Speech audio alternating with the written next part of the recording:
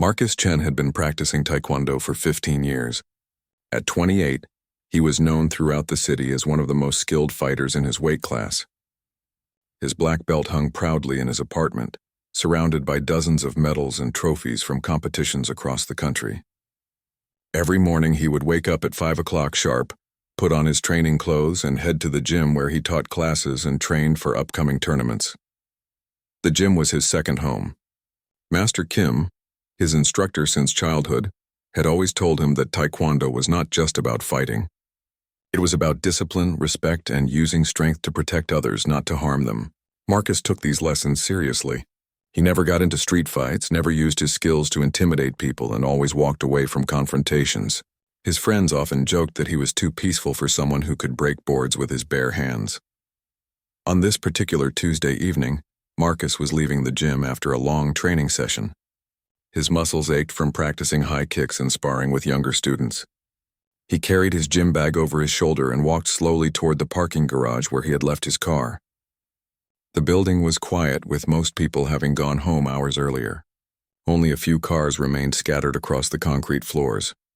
As Marcus approached his car, he noticed something strange. A security guard was standing next to his vehicle, writing something on a notepad. The guard was a large man, probably in his 40s, with graying hair and a stern expression. He wore the standard uniform of the building's security company, complete with a radio clipped to his belt and a flashlight in his hand. Marcus walked closer and saw that the guard was writing what appeared to be a parking ticket. This confused him because he had paid for his parking spot and had the receipt in his wallet. He had been parking in the same spot for months without any problems. The guard looked up as Marcus approached, his eyes narrowing with what seemed like annoyance. The guard's name tag read Officer Williams. He was taller than Marcus and had the build of someone who had once been very athletic but had let himself go over the years. There was something about his demeanor that immediately put Marcus on edge. The way he stood, the way he looked at Marcus suggested this was not going to be a friendly conversation. Marcus politely asked what the problem was with his parking.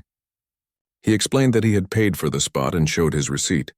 Officer Williams barely glanced at the receipt before crumpling it up and throwing it on the ground. He told Marcus that the parking rules had changed and that his car would be towed if he did not move it immediately. This made no sense to Marcus. He had parked in the same spot just 3 hours earlier, and there had been no signs about rule changes. He bent down to pick up his crumpled receipt and asked Officer Williams to explain what rules had supposedly changed. The guard's response was hostile and aggressive. He told Marcus to stop asking questions and move his car, or face the consequences. Marcus remained calm, as his training had taught him. He explained again that he had paid for the parking spot and asked to speak with Officer Williams' supervisor. This seemed to anger the guard even more. He stepped closer to Marcus, invading his personal space, and told him that he was the supervisor and that Marcus needed to show more respect. The situation escalated quickly. Officer Williams began shouting at Marcus, accusing him of being disrespectful and threatening to call the police. Marcus tried to de-escalate the situation by speaking softly and keeping his hands visible. He had dealt with aggressive people before and knew that staying calm was usually the best approach. However, Officer Williams was not interested in calming down. He continued to shout and began pointing his finger aggressively at Marcus's chest. When Marcus gently asked him to stop pointing, the guard's response was to shove Marcus backward with both hands. The push was hard enough to make Marcus stumble, but he quickly regained his balance. Marcus was shocked by the physical aggression. In all his years of training, he had been taught that physical confrontation should always be the last resort. He raised his hands in a peaceful gesture and told Officer Williams that there was no need for things to get physical. He offered to call the parking management company to resolve the confusion about the rules, but Officer Williams was beyond reasoning. He seemed to enjoy the confrontation and pushed Marcus again, this time even harder. Marcus felt his anger rising but fought to control it. He thought about Master Kim's teachings about using martial arts only for protection and never for aggression. He took a deep breath and tried once more to reason with the guard. The third push from Officer Williams was the breaking point. This time the guard used both hands and put his full weight behind it, sending Marcus stumbling backward into his car. The impact was hard enough to dent the car door slightly. Marcus felt something snap inside him. All his training, all his discipline, seemed to fade away in that moment of anger and frustration. Without thinking, Marcus's body moved automatically. His right leg came up in a perfect roundhouse kick, connecting with Officer Williams's midsection.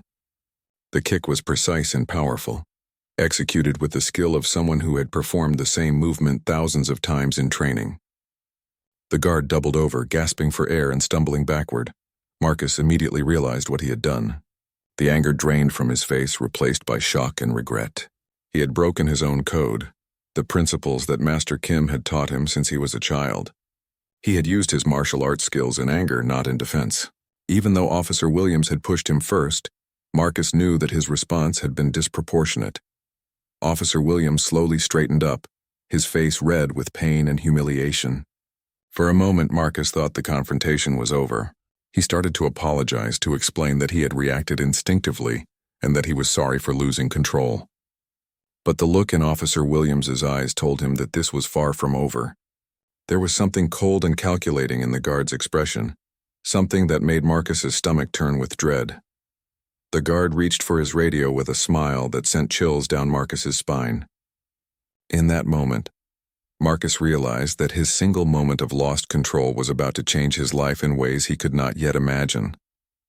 Officer Williams spoke into his radio with a voice that was completely different from the aggressive tone he had used moments before. Now he sounded professional, almost victim-like, as he called for backup and reported an assault. Marcus listened in growing horror as the guard described the incident, in a way that made it sound like Marcus had attacked him without provocation. The guard claimed that he had been doing routine security checks when a martial arts fighter had suddenly kicked him in the stomach for no reason. He described Marcus as being aggressive and threatening from the moment he arrived. There was no mention of the pushing, no mention of the escalation, and certainly no mention of how the confrontation had actually started. Marcus tried to interrupt, to tell his side of the story, but Officer Williams held up his hand and continued his radio report. He added that the attacker appeared to be trained in martial arts and might be dangerous. He requested immediate police response and mentioned that he might need medical attention for his injuries. Within minutes, Marcus could hear sirens approaching the parking garage. The sound echoed off the concrete walls, growing louder and more ominous with each passing second. Marcus felt his heart racing as he realized how bad this situation looked. Here he was, a trained martial artist, standing over a security guard who was claiming to be the victim of an unprovoked attack. Officer Williams kept his radio on and continued to provide updates to whoever was listening. He described Marcus's appearance in detail and mentioned several times that the attacker was skilled in martial arts. The way he emphasized this made it sound like Marcus was some kind of dangerous weapon rather than a person who had simply lost his temper for a moment. 2 police cars arrived simultaneously, their red and blue lights painting the dark parking garage in flashing colors. 4 officers emerged from the vehicles, their hands resting on their weapons as they approached the scene. Marcus immediately raised his hands to show that he was not a threat, but he could see the suspicion in their eyes. Officer Williams limped toward the police officers, one hand clutching his stomach where Marcus had kicked him. His performance was convincing. He appeared to be in genuine pain and distress. The lead police officer, a woman in her 30s with sergeant stripes on her uniform, listened carefully as Officer Williams repeated his version of events. Marcus waited for his chance to speak, but when he tried to explain what had really happened, the officers seemed skeptical. One of them pointed out that Officer Williams had visible signs of being struck, while Marcus appeared to be completely unharmed. The physical evidence seemed to support the guard's story rather than Marcus's claims of self-defense. The situation became even worse when Officer Williams mentioned that he had been recording the incident on his phone. He produced the device and showed the officers a video that appeared to show Marcus kicking him. However, the video had been cleverly edited to show only the moment of impact, not the pushing and provocation that had led up to it. Marcus watched in disbelief as the officers reviewed the video. From their perspective, it looked like clear evidence of assault. They could see a martial artist delivering a powerful kick to a security guard, who appeared to be doing nothing more than standing and talking. Without the context of what had happened before, the video was damning. Sergeant Martinez, the lead officer, approached Marcus with handcuffs in her hand. She informed him that he was under arrest for assault and battery. As she read him his rights, Marcus tried once more to explain his side of the story. He told them about the parking receipt, about Officer Williams's aggressive behavior, and about being pushed 3 times before he finally reacted. But Officer Williams was ready for this. He produced a crumpled parking receipt from his pocket, not the one Marcus had shown him, but a different one that appeared to be expired. He claimed that Marcus had been parking illegally and had become violent when confronted about it. He showed the officers the dent in Marcus's car door, claiming that Marcus had damaged it himself during his aggressive outburst. The officers seemed more inclined to believe Officer Williams than Marcus. After all, he was a security professional with no apparent reason to lie, while Marcus was someone who had clearly used martial arts to strike another person. The fact that Marcus was trained in fighting made him seem more dangerous and less sympathetic in their eyes. As the handcuffs clicked into place, Marcus felt a sense of helplessness that he had never experienced before. He had always believed that the truth would prevail, that honest people would be believed over dishonest ones. But here he was, being arrested based on lies and manipulated evidence, and there seemed to be nothing he could do about it. Officer Williams continued his performance, requesting medical attention and claiming that he might have internal injuries from the kick. An ambulance was called and paramedics arrived to examine him.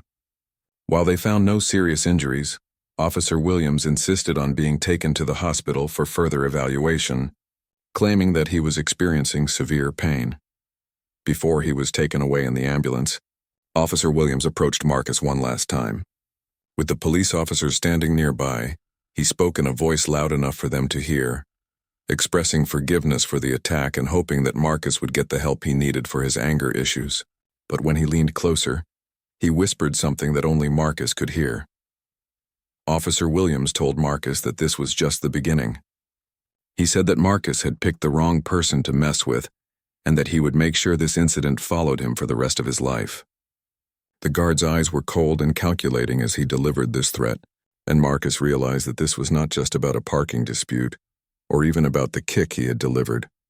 As Officer Williams was wheeled away on a stretcher, still maintaining his act of being an injured victim, Marcus was placed in the back of a police car. Through the window, he could see other security guards and building employees gathering to watch the scene. Some of them were taking pictures and videos with their phones, capturing his humiliation for posterity. The ride to the police station was a blur of regret and disbelief. Marcus kept replaying the incident in his mind, wishing he had handled things differently. If only he had walked away when Officer Williams first became aggressive. If only he had called the police himself instead of trying to reason with an unreasonable person. If only he had controlled his temper the way Master Kim had taught him. But as the police car pulled into the station parking lot, Marcus began to realize that this was about more than his momentary loss of control. Officer Williams had been too prepared, too quick with his edited video and his alternative evidence. This felt like a setup, like he had been deliberately provoked into a reaction that could be used against him. The question was why and what Officer Williams planned to do next. The police station was busier than Marcus had expected for a Tuesday evening. Officers moved through the hallways with purpose, processing arrests and handling paperwork. The fluorescent lights were harsh and unforgiving, making everything look cold and institutional. Marcus sat in a holding cell, still wearing his gym clothes, trying to process what had happened to him. His phone call had been to his lawyer, David Kim, who happened to be Master Kim's nephew. David had listened to Marcus's story with growing concern and promised to be at the station as soon as possible. Until then, Marcus could only wait and hope that someone would believe his version of events. The hours passed slowly. Marcus could hear other prisoners talking, some of them sharing stories about their arrests. A few had been brought in for bar fights, others for domestic disputes. None of them seemed to understand why Marcus looked so troubled. After all, assault charges were fairly common, and most people expected to be released on bail within a day or two. But Marcus knew this was different. Officer Williams had been too prepared, too smooth in his lies. The edited video, the planted evidence, the professional way he had handled the police, it all suggested that this was not the first time he had done something like this. Marcus began to wonder how many other people had fallen victim to the guard's schemes.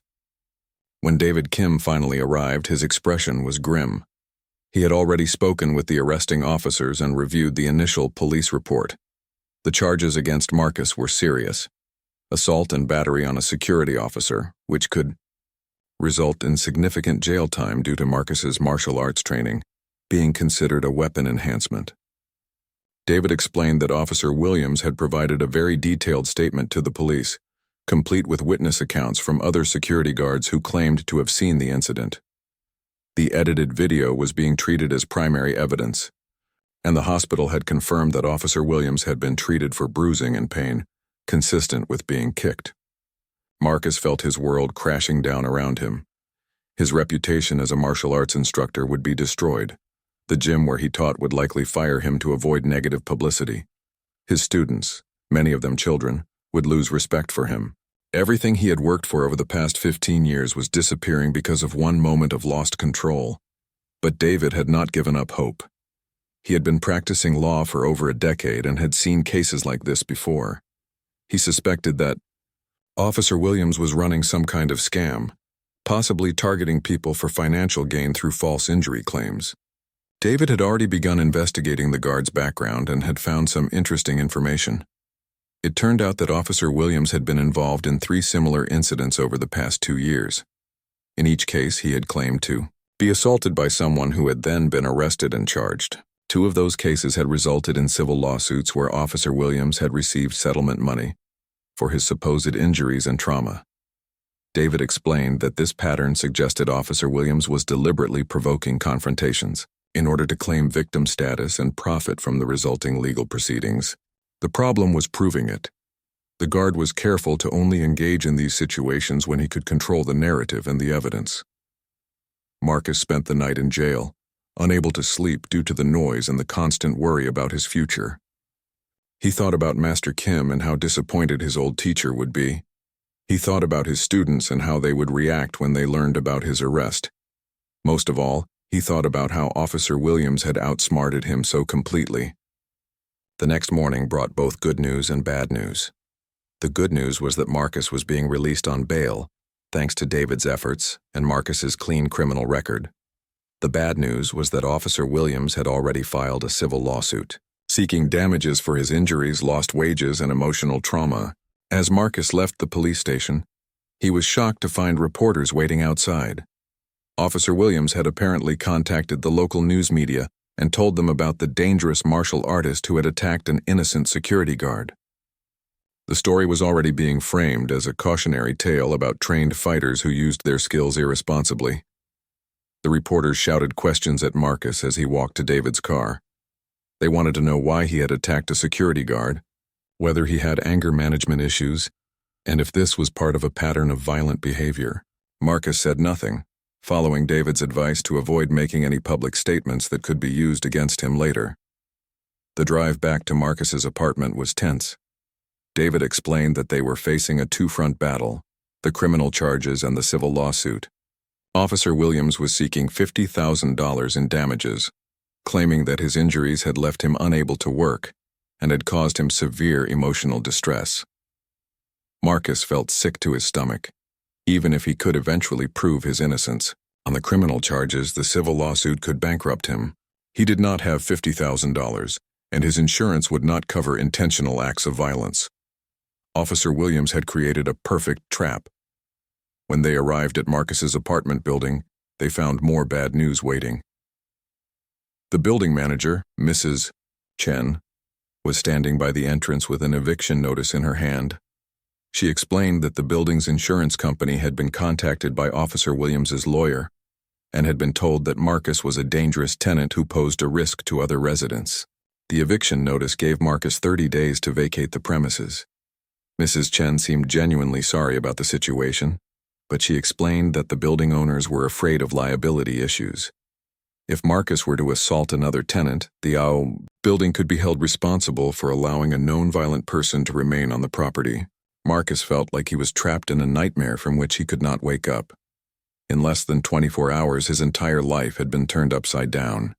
His career was in jeopardy, his home was being taken away, and his reputation was being destroyed by lies and manipulated evidence. David suggested that they return to his office to discuss strategy. He had been thinking about the case all night and had some ideas about how to fight back against Officer Williams. The key was to find other victims of the guard's schemes and to build a pattern of fraudulent behavior that could discredit his testimony. As they drove through the city, Marcus noticed people staring at him from the sidewalks. His picture had apparently been shown on the morning news, and he was becoming recognizable as the martial artist who had attacked a security guard. He pulled his hood up and sank lower in the passenger seat, trying to become invisible. At David's office, they began planning their defense strategy. David had already contacted a private investigator who specialized in insurance fraud cases. If Officer Williams was running a scam, there would be evidence of it somewhere. They just had to find it before the criminal trial began. But Marcus was beginning to realize that even if they could prove Officer Williams was a fraud, the damage to his life might already be irreversible.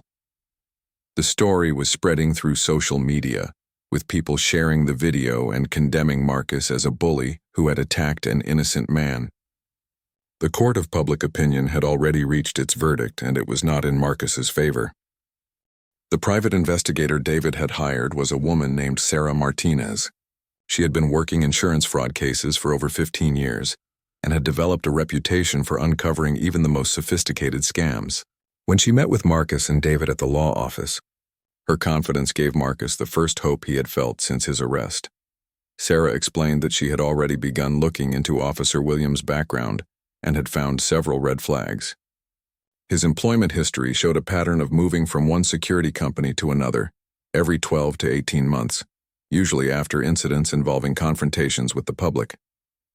Each time he left a job, it was officially listed as a voluntary resignation, but Sarah suspected there was more to the story. She had also discovered that Officer Williams had filed workers' compensation claims at 3 different jobs over the past 5 years. In each case, he had claimed injuries that prevented him from working for extended periods, allowing him to collect disability payments while pursuing other income sources.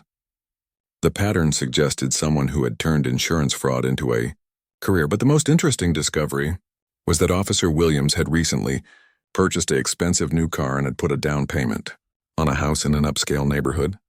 His official income as a security guard would not have been enough to afford such purchases, which raised questions about where his money was coming from. Sarah's investigation plan was thorough but would take time. She needed to interview former colleagues of Officer Williams, review his financial records, and track down other people who might have been victims of similar schemes. She warned Marcus that building a case would require patience and that they might not have concrete evidence before his criminal trial began. Meanwhile, the consequences of the incident continued to mount. The gym where Marcus taught had called an emergency meeting with all the instructors. Master Kim was there, looking older and more tired than Marcus had ever seen him. The gym's insurance company had contacted them about the incident, and there were concerns about liability and negative publicity. The meeting was one of the most difficult experiences of Marcus's life. Several of the other instructors, people he had considered friends, questioned whether he was the type of person who should be teaching martial arts to children. They worried that his arrest would reflect poorly on the entire school and might cause parents to withdraw their children from classes. Master Kim defended Marcus, reminding everyone that he had been a model student and instructor for 15 years without a single incident. But even Master Kim seemed shaken by the situation. The principles of Taekwondo emphasized self-control and peaceful resolution of conflicts, and Marcus's actions, regardless of the provocation, seemed to contradict everything they taught. The gym's board of directors made the decision to suspend Marcus indefinitely while the legal case was pending. They would continue to pay his health insurance, but his teaching duties would be distributed among the other instructors. The suspension was described as temporary, but Marcus could see in their eyes that they expected him to never return. Walking out of the gym that day, Marcus felt like he was leaving his entire identity behind. The place that had been his second home for most of his adult life now felt foreign and unwelcoming. Students and parents who had known him for years avoided eye contact, having seen the news reports about his arrest. The media attention continued to grow. A local television station had picked up the story and was promoting it as an investigation into violence among martial arts practitioners. They had interviewed Officer Williams from his hospital bed where he gave an emotional account of the attack and its impact on his life. In the interview, Officer Williams appeared genuinely traumatized. He spoke about his fear of martial artists and his concern that people with such deadly skills were walking the streets without proper oversight. He called for better regulation of martial arts schools and suggested that practitioners should be required to register with law enforcement, like people who own firearms. The interview was devastating to Marcus's case. Officer Williams came across as a sympathetic victim who was bravely speaking out against violence despite his injuries. He even said that he forgave Marcus and hoped that the young man would get the help he needed to control his anger. The performance was so convincing that even some of Marcus's friends began to question his version of events. Social media made everything worse. The edited video of Marcus kicking Officer Williams had been shared thousands of times, usually with captions condemning martial artists who used their skills against innocent people. Marcus found himself the target of online harassment, with strangers sending him angry messages about being a bully and a coward. Some of the online comments were particularly hurtful because they came from parents of his former students. People who had trusted him to teach their children were now calling him dangerous and unstable. The betrayal was almost as painful as the legal troubles he was facing. David tried to keep Marcus focused on building their defense, but it was becoming increasingly difficult. Every piece of evidence they discovered seemed to be countered by something that supported Officer Williams' story. The guard had been incredibly thorough in his preparation, and his lies were sophisticated enough to fool even experienced investigators. The breakthrough came from an unexpected source. Sarah Martinez had been reviewing security camera footage from the parking garage, hoping to find angles that might show the complete incident rather than just Officer Williams's edited version. While the main cameras had mysteriously malfunctioned during the incident, she found footage from a camera in an adjacent building. The camera was positioned to monitor the building's loading dock, but its wide-angle lens captured part of the parking garage where the incident had occurred. The footage was grainy and the angle was not ideal, but it clearly showed Officer Williams pushing Marcus 3 times before Marcus finally reacted with the kick. Sarah was excited about the discovery, but David was more cautious. The footage was poor quality and might not be admissible in court depending on how it had been obtained. Even if it was allowed as evidence, Officer Williams would likely claim that Marcus had done something to provoke the pushing that was not visible in the footage. Still, the discovery gave Marcus hope that the truth might eventually come out. For the first time since his arrest, he had evidence that supported his version of events. Sarah continued her investigation with renewed energy, believing that if Officer Williams had made one mistake, he had probably made others. The investigation revealed more troubling information about Officer Williams's past. Sarah had tracked down 2 of his previous alleged victims and had convinced them to share their stories. Both were men who had been falsely accused of assaulting the guard and had paid settlement money rather than face criminal trials. One of the men, a college student named Jason Park, had been accused of pushing Officer Williams during a dispute about parking regulations. The incident had occurred at Jason's university, where Officer Williams had worked as a campus security guard. Jason had paid $5,000 to settle a civil lawsuit rather than risk criminal prosecution that could have destroyed his academic career. The other victim was a businessman named Robert Taylor, who had been accused of threatening Officer Williams. During a confrontation at an office building, Robert had paid $15,000 to settle the case, even though he maintained his innocence. He had been afraid that a criminal trial would damage his reputation in the business community. Both men described a similar pattern of behavior from Officer Williams. He would create confrontational situations, provoke physical reactions, and then claim to be the victim of unprovoked attacks. He was skilled at manipulating situations to make himself appear innocent, while making his targets look like aggressors. The stories gave Marcus hope that he might be able to prove his innocence, but they also revealed the full scope of Officer Williams's scheme. The guard was not just targeting random people, he was specifically choosing individuals who had something to lose and would be willing to pay settlements rather than fight criminal charges in court. Armed with the testimonies of Officer Williams's previous victims, Sarah Martinez expanded her investigation. She discovered that the guard had been even more systematic in his fraud than they had initially realized. He specifically targeted people in professional careers who would be vulnerable to public scandal: teachers, coaches, business executives, and others whose livelihoods depended on maintaining clean reputations. The pattern was always the same. Officer Williams would create situations where he could provoke confrontations, usually over minor issues like parking violations or building access rules. He would escalate the situations until his targets either backed down completely or reacted physically. Those who backed down were usually left alone, but those who showed any sign of aggression became his victims. Sarah found evidence that Officer Williams had studied his targets beforehand. He would research their backgrounds, learn about their careers and personal lives, and identify their vulnerabilities. Marcus, as a martial arts instructor working with children, had been a perfect target, because any allegation of violence would be particularly damaging to his reputation.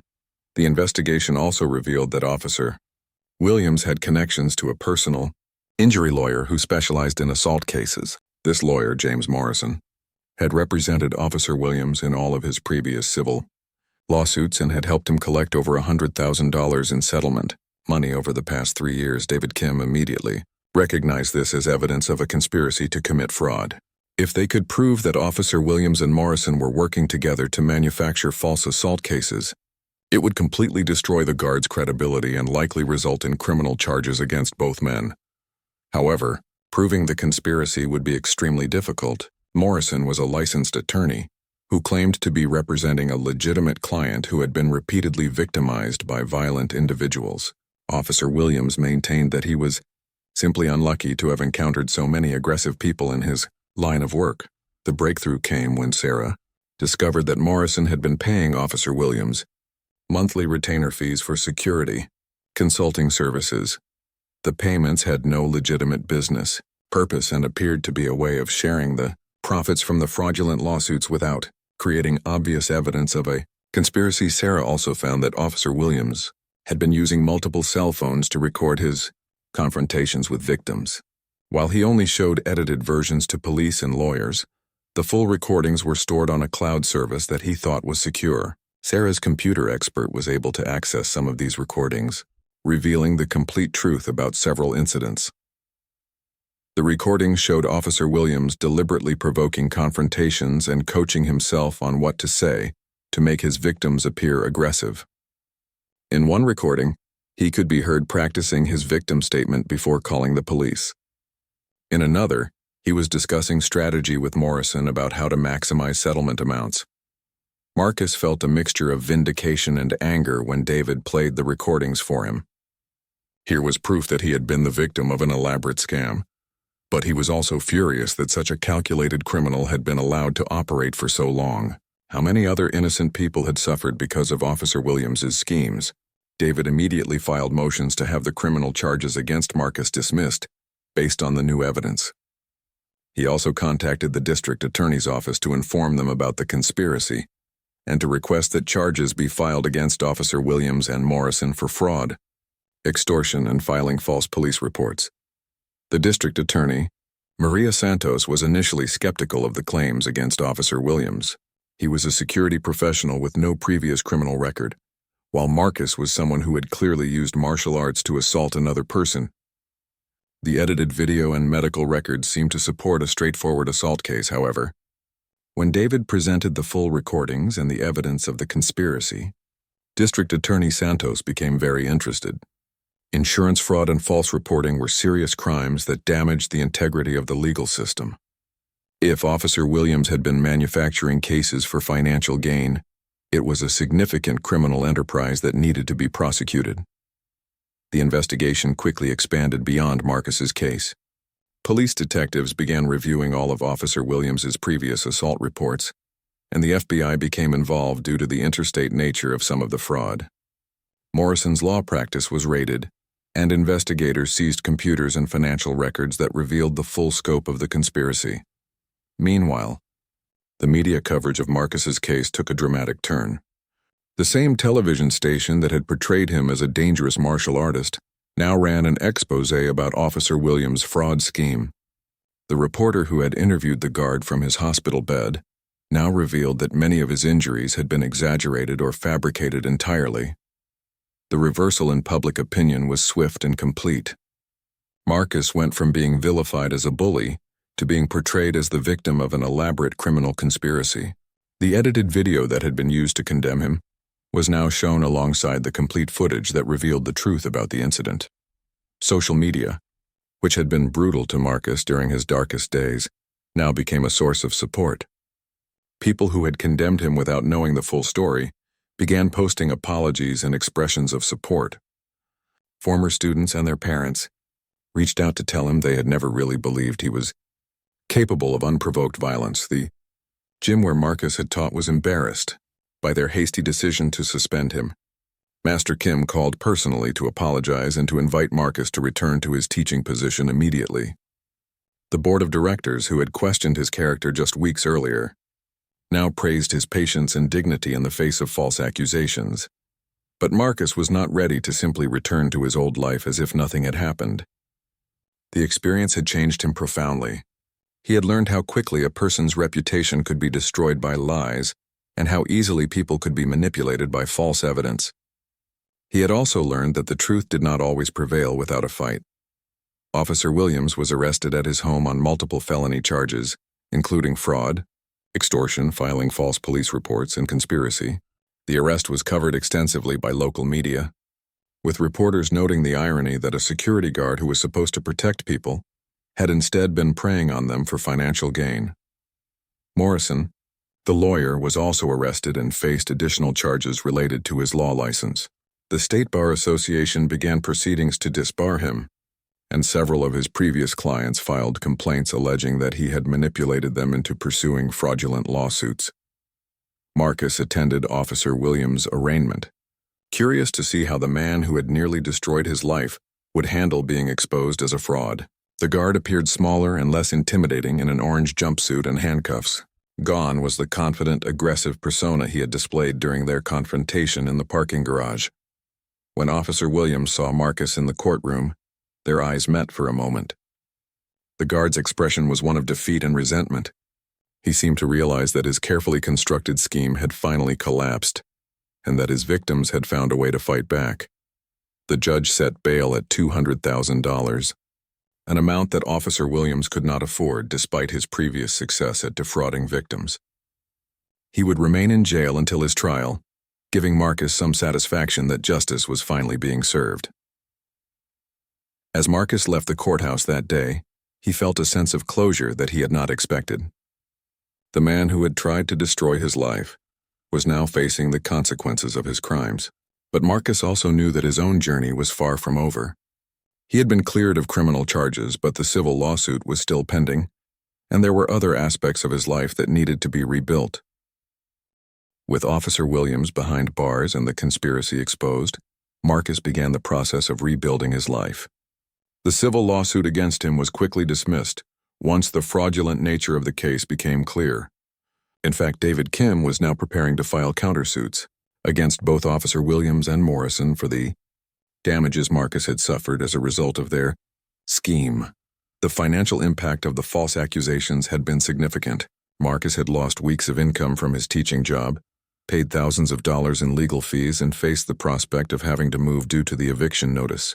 While the building management had rescinded the eviction once the truth came out, Marcus had already incurred costs and stress that needed to be addressed. More importantly, the emotional toll had been enormous. Marcus had experienced levels of anxiety and depression that he had never felt before. The feeling of helplessness as his life was destroyed by lies had shaken his confidence in himself and in the justice system. He had begun seeing a therapist to help process the trauma of being falsely accused and publicly vilified. The therapist, Dr. Rachel Wong, helped Marcus understand that his experience was not uncommon among victims of sophisticated fraud schemes.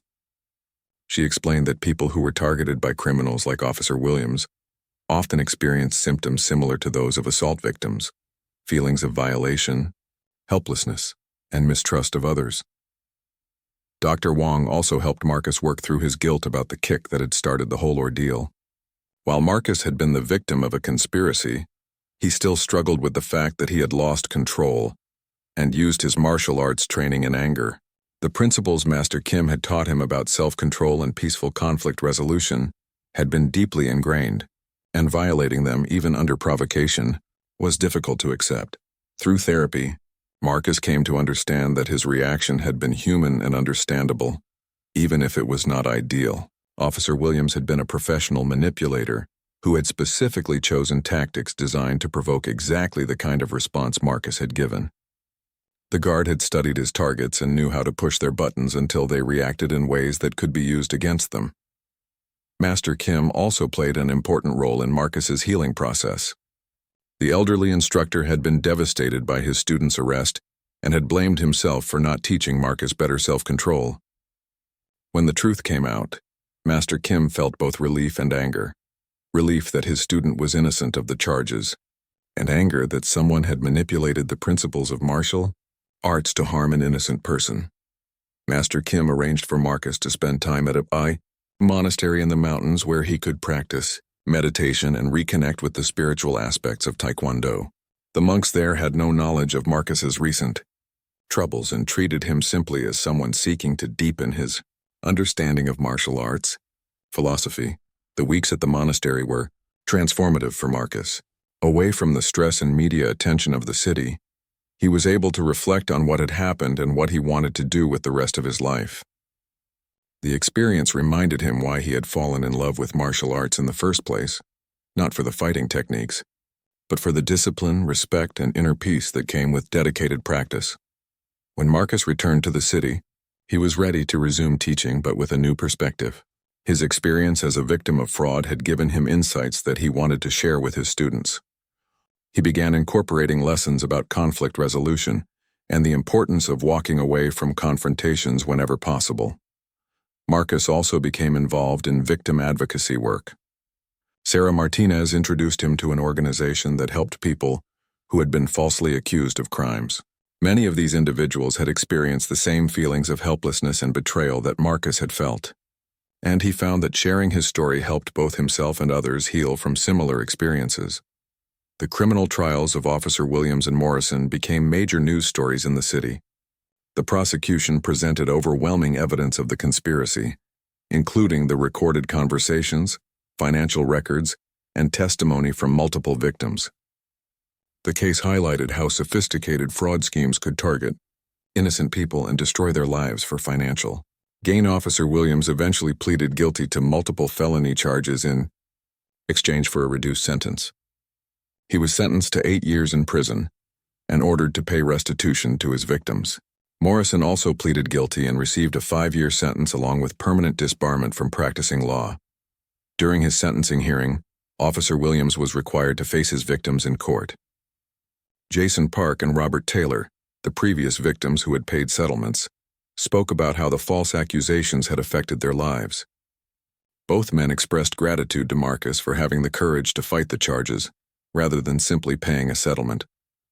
When it was Marcus's turn to speak, he addressed Officer Williams directly. He described the impact the false accusations had had on his life, his career, and his relationships. But he also spoke about forgiveness and the importance of using negative experiences to create positive change in the world. Marcus told the court that while he could never excuse what Officer Williams had done, he hoped the man would use his time in prison to reflect on his actions and find a better path forward. The statement surprised many people in the courtroom, including Officer Williams himself, who seemed genuinely moved by Marcus's words of forgiveness. The civil lawsuits that David Kim filed on Marcus's behalf were successful. Officer Williams had hidden assets that were seized to pay damages, and Morrison's malpractice insurance covered additional compensation. While money could not undo the damage that had been done, the financial recovery helped Marcus rebuild his life and provided resources for him to pursue new goals. One of those goals was starting a nonprofit organization dedicated to helping victims of false accusations. Marcus had learned that his experience was not unique. There were many people who had been targeted by criminals who exploited the legal system for personal gain. His organization would provide legal assistance, emotional support, and advocacy for these victims. The organization, which Marcus named Truth and Justice Alliance, quickly gained support from lawyers, law enforcement officials, and other victims of false accusations. The group worked to educate the public about fraud schemes, like the one Officer Williams had operated, and lobbied for legal reforms to make such scams more difficult to execute. Marcus also returned to teaching martial arts, but with a broader mission. He began offering self-defense classes specifically designed for people who had been victims of crimes or false accusations. These classes focused not just on physical techniques, but on building confidence and mental resilience. The media attention from the case had made Marcus something of a celebrity in the martial arts community. He was invited to speak at tournaments and seminars about his experience and the lessons he had learned. His message was always the same, that true martial arts was about more than fighting techniques, and that the greatest victories came from maintaining one's principles even in the face of adversity. As the first anniversary of his arrest approached, Marcus reflected on how much his life had changed. The experience had been traumatic and unfair, but it had also revealed strengths he did not know he possessed, and had given him a platform to help others who faced similar challenges. Most importantly, the ordeal had deepened his understanding of justice and the importance of fighting for truth, even when the odds seemed impossible. Officer Williams had tried to leave him speechless with fear and intimidation, but Marcus had found his voice and used it to expose corruption and help other victims find their own strength. 2 years after the incident that had nearly destroyed his life, Marcus stood before a packed auditorium at the National Martial Arts Convention. He had been invited as the keynote speaker to address hundreds of instructors, students, and martial arts enthusiasts from around the country. The topic of his speech was True Strength, Lessons from False Accusations. As Marcus looked out at the audience, he saw many familiar faces. Master Kim sat in the front row, beaming with pride at his former student. Sarah Martinez was there, having become a close friend and ally in victim advocacy work. David Kim sat with other lawyers who had joined the fight against legal fraud. Even some of his former students, now young adults, had come to hear him speak. Marcus began his speech by acknowledging that 2 years earlier, he had been a very different person. He had been someone who believed that truth would always prevail, that innocent people would always be believed, and that justice was automatic rather than something that had to be fought for. The experience with Officer Williams had shattered those naive beliefs, but had replaced them with something more valuable, real wisdom about how the world actually worked. He spoke about the importance of preparation, not just physical preparation for martial arts competitions, but mental and legal preparation for the challenges that life might bring. Marcus encouraged martial artists to understand their legal rights, to know how to respond to false accusations, and to build support networks that could help them during difficult times. The speech also addressed the role of martial arts in modern society. Marcus argued that traditional martial arts training, with its emphasis on discipline and respect, was more important than ever in a world where people were increasingly willing to use deception and manipulation to achieve their goals. True martial artists, he said, were guardians not just of physical techniques, but of moral principles. Marcus described how his experience had taught him that real strength was not about being able to defeat opponents in combat, but about being able to maintain one's integrity when faced with injustice. The greatest test of a martial artist was not in the ring or on the mat, but in moments when it would be easier to compromise one's principles than to fight for what was right. The audience was completely silent as Marcus shared details of his darkest moments during the false accusation ordeal. He described the feelings of helplessness, the betrayal by people he had trusted, and the temptation to simply accept a plea deal rather than fight charges he knew were false. He explained how close he had come to giving up on everything he believed in. But Marcus also spoke about the people who had stood by him when his situation seemed hopeless. Master Kim, who had never wavered in his belief in Marcus's character. David Kim, who had fought tirelessly to expose the truth. Sarah Martinez, who had refused to accept the official version of events and had dug deeper to find the real story. These people had reminded him that while some individuals might be corrupt or easily misled, there were still good people willing to fight for justice. The transformation in Marcus's life since the conspiracy had been exposed was remarkable. His Truth and Justice Alliance had helped over 50 victims of false accusations navigate the legal system and rebuild their lives. The organization had also successfully lobbied for new laws making it more difficult for criminals to manipulate the legal system for personal gain. Marcus had also returned to competition, something he had thought he might never do again. His experience with false accusations had actually made him a better fighter, not because he was more aggressive, but because he was more focused and determined. He had competed in 3 major tournaments over the past year, winning gold medals in 2 of them. But perhaps most importantly, Marcus had discovered that his real calling was not just teaching martial arts techniques, but helping people develop the mental and emotional strength to overcome adversity. His classes now included components on conflict resolution, legal awareness, and psychological resilience that were as important as the physical training. The speech concluded with Marcus addressing the question that many people had asked him over the past 2 years, whether he regretted the kick that had started the whole ordeal. His answer was nuanced and thoughtful. He regretted losing control. He regretted giving Officer Williams the opening he needed to execute his scheme, and he regretted the pain that the incident had caused to people who cared about him. However, Marcus did not regret fighting back against the false accusations, even when it seemed hopeless. He did not regret exposing Officer Williams's crimes, even though it would have been easier to simply pay a settlement and move on. Most importantly, he did not regret using his experience to help others who faced similar challenges. Marcus ended his speech with a challenge to the audience. He asked them to consider what they would do if they faced false accusations, if their reputations were destroyed by lies, if the legal system seemed to be working against them rather than for them. Would they have the strength to fight for the truth, even when it seemed impossible to win? The standing ovation that followed was thunderous and sustained. Many people in the audience were wiping away tears, moved by Marcus's honesty and courage.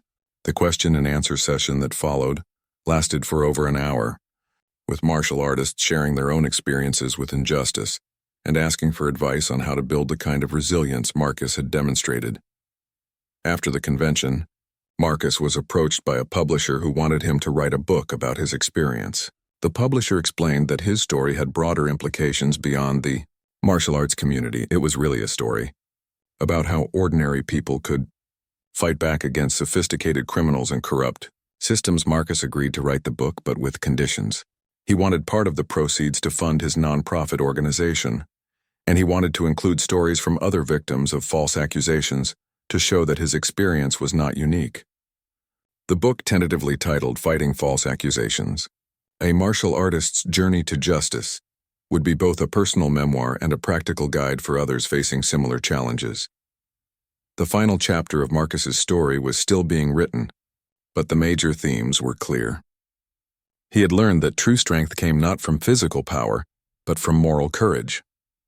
He had discovered that justice was not automatic, but something that had to be actively pursued and defended. Most importantly, he had found that even the most devastating setbacks could be transformed into opportunities to help others and make the world a better place. Officer Williams, meanwhile, was serving his sentence in a state prison. Marcus had heard through legal channels that the former guard had become a model prisoner and was participating in educational programs. There were rumors that Williams was writing letters of apology to his victims, though Marcus had not received one and was not sure he would want to read it if he did. Marcus preferred to focus on the future rather than dwelling on the past. His relationship with Master Kim had been strengthened by their shared ordeal, and his teaching had reached new levels of depth and effectiveness. His students, both old and new, benefited from his hard-won wisdom about perseverance and integrity.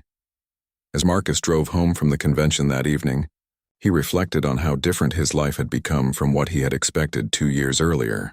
The path had been difficult and painful, but it had led him to a deeper understanding of himself and his purpose in the world. Officer Williams had tried to leave him speechless with fear and intimidation, but instead had given him a more powerful voice than he had ever possessed before. The guard's retaliation had backfired completely. Instead of destroying Marcus, it had forged him into something stronger and more purposeful. The man who had tried to be a predator had instead created a protector, someone dedicated to helping others avoid the trap that had nearly destroyed his own life. In the end, Marcus had not just survived Officer Williams' scheme, he had turned it into a force for good in the world.